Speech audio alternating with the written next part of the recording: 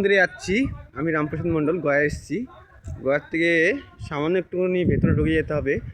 আপনার এটা হচ্ছে মানপুর জায়গাটা।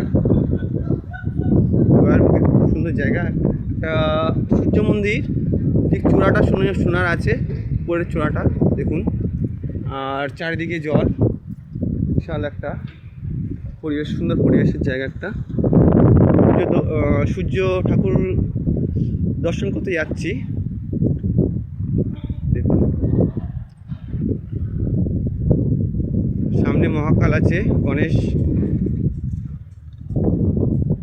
সম্পূর্ণ সোনার, উপরে চূড়াটা সোনার, যে খুঁটিগুলো আছে সব সোনার। খুবই সুন্দর লাগছে।